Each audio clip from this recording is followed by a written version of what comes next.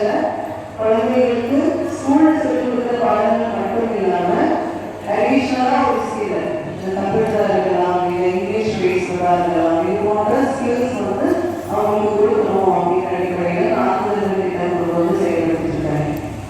உயர்கல்விக்கு government ஸ்கூலில் படித்த நிறைய குழந்தைகள் போகணும், கல்வி படிப்புக்காக போகணும் அப்படின்னு அடிப்படையில் புதுமை பெண் திட்டம் வந்து செயல்படுத்திருக்காங்க.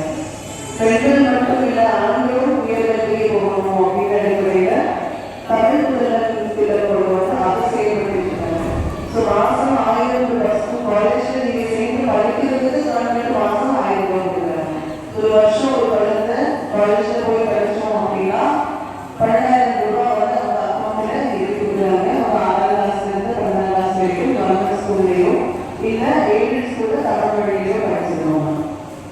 ஆனால் இது போன்ற திட்டங்கள் வந்து பிற மாநிலங்களுக்கும் இல்லை. அப்படி இருக்கும்போது கண்டிப்பாக நம்மளோட உயர்கல்வி சதவீதத்தை உயர்த்தணும் அப்படின்னு அடிப்படையில் தமிழ்நாடு அரசு திட்டம் வந்து கொண்டு வந்தது. மேலும் ஸ்கூலில் படிக்கக்கூடிய மாணவர்களுக்கு எல்லா பகுதிகளிலையும் நூறுமை மட்டும்தான் இருந்துச்சு. இப்போ வந்து காலை உணவுமே ஸ்கூல்லேயே கொடுக்குறாங்க. 1 முதல் 5 படிக்கக்கூடிய மாணவர்களுக்கு சத்தான உணவு சாப்பிடும்போது அவங்களோட கல்வி திறனை வந்து மேம்படுத்த முடியும் அப்படின்ற அடிப்படையில் தான் இது போன்ற திட்டங்கள் வந்து தமிழ்நாடு அரசு கொண்டு வராங்க. இதுபோக கல்வித்துறைகள் மூலமாக செயல்பட்டு வரக்கூடிய திட்டங்களை பற்றி மக்களாகி நீங்கள் விழிப்புணர்வாக இருக்க செயல்படணும். இப்போ எல்லா திட்டங்களோட விண்ணப்பங்களை வந்து ஆன்லைன் பண்ணிட்டாங்க. ஸோ நீங்கள் பக்கத்துலேயே சென்டர் இருக்குது அப்படின்னா அங்கேயே போய் எல்லா திட்டங்களை பற்றி தெரிஞ்சுக்கணும். தெரிஞ்ச திட்டங்களை நீங்கள் என்ன படிக்கணும்னோ ஆன்லைன்லேயே படிக்கணும்.